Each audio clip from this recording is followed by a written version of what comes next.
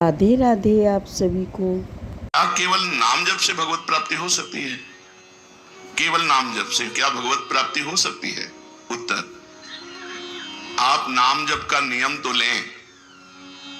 यदि निरंतर नाम जप चलता रहा तो शब्द याद रख लो, स्वयं भगवान आएंगे आपसे मिलने के लिए। यदि निरंतर नाम चलता रहा तो इस शब्द याद रख लो, स्वयं भगवान आएंगे आपसे मिलने के लिए। आप नाम जप का नियम लें, प्रतिज्ञा करें, निभाएंगे तो भगवान निश्चित नाम जप से भगवत प्राप्ति हो जाएगी। केवल नाम जप से सर्वोत्तम साधन क्या?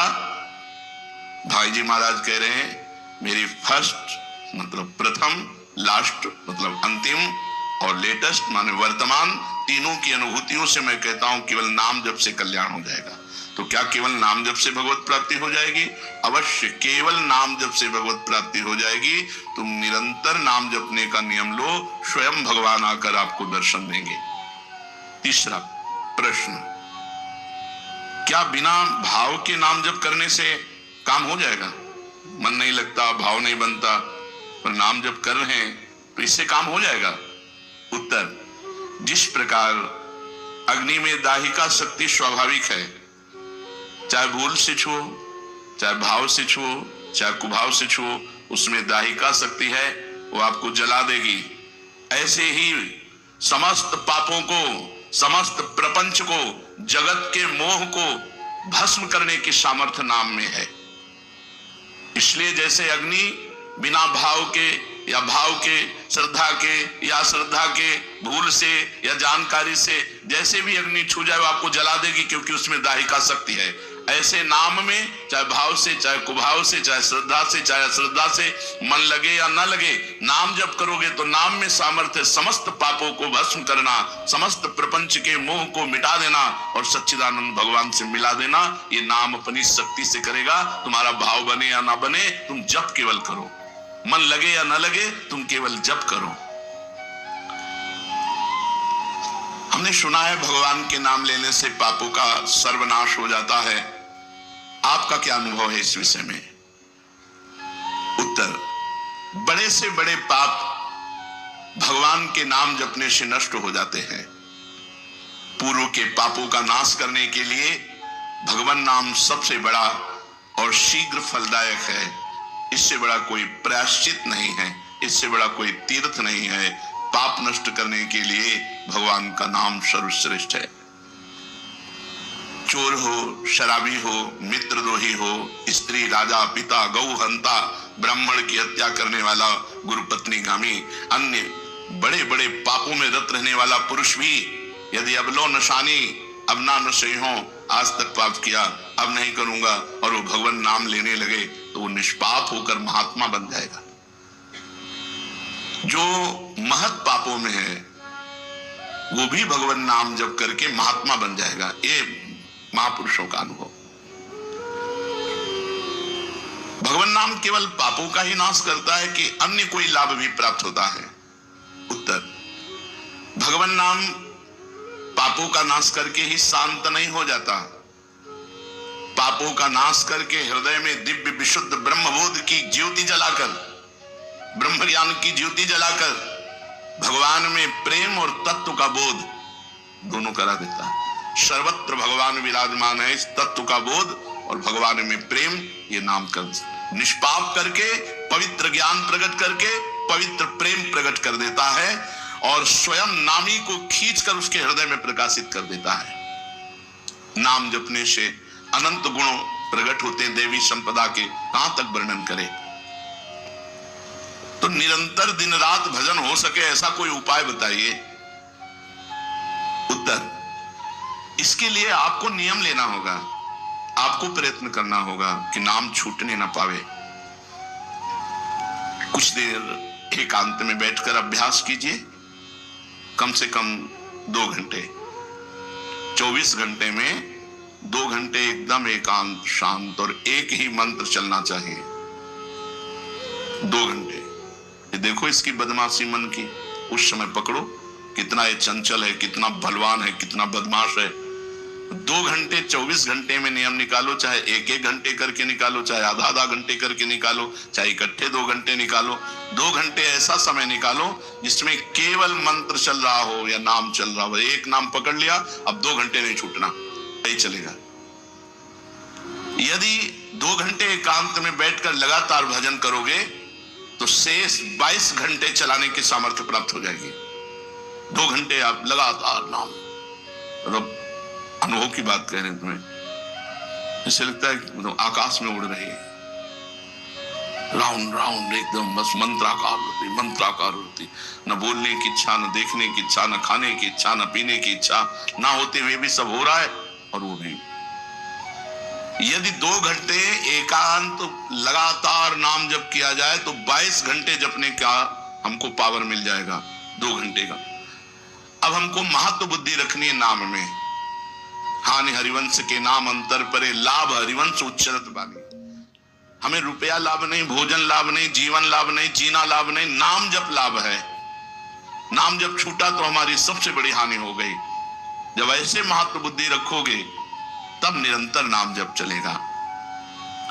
निरंतर दिन रात भजन हो सके उसके लिए आपको प्रयत्न करना पड़ेगा। आपको बार बार नाम भूले ना, ये संभालना पड़ेगा। 2 घंटे तो एकांत में, और हर समय चलते बैठते उठते खाते पीते एक एक कदम आराम से चलिए और मंत्र जप करते हुए, नाम जप करते हुए। ये नाम जप इतना कठिन क्यों लगता है? उत्तर, पूर्व संचित पाप कर्म होने के कारण हमारी दूषित वृत्ति जब तक रहती है तब तक भजन में मन नहीं लगता। पापवंत कर सहज स्वभाव, भजन मोर ते भाव न काऊ। मन की मलिनता पाप कर्म, इसलिए जलन पैदा होती है। नाम जप न करो और कुछ भी करते हो, प्रपंच में घंटों व्यतीत कर दो, राजी है, लेकिन नाम जप में नहीं। ये पाप का लक्षण है, ये हमारे पाप संचित हैं, पाप जमा है। इसीलिए भगवान के महामाधुर्य अमृत में नाम में रुचि नहीं होती। राधा नाम सुधारसम दशेतुम, जब तक रुचि नहीं होती तब तक जबरदस्ती, जैसे कड़वी दवा रोग नाश के लिए खाई जाती है, ऐसे जप करो, जबरदस्ती नाम जप करो। और इस चक्कर में मत पड़ो कि मानसिक से ज्यादा लाभ होता है। हमें नाम जप चाहिए, चाहे हमें वाचिक करना पड़े राधा राधा राधा राधा राधा। अगर हमारा मन नहीं लग रहा, बात नहीं बन रही, भजन में नहीं बैठ पा रहे, तो राधा राधा राधा राधा राधा राधा राधा राधा राधा राधा राधा राधा राधा राधा। इसको कौन रोक सकता है? इसको मन तो नहीं रोक सकता, जाएगा कहां, भाग के आ जाएगा। जब दवा के रूप में जबरदस्ती नाम लोगे तो तुम्हारे पापों का नाश होगा।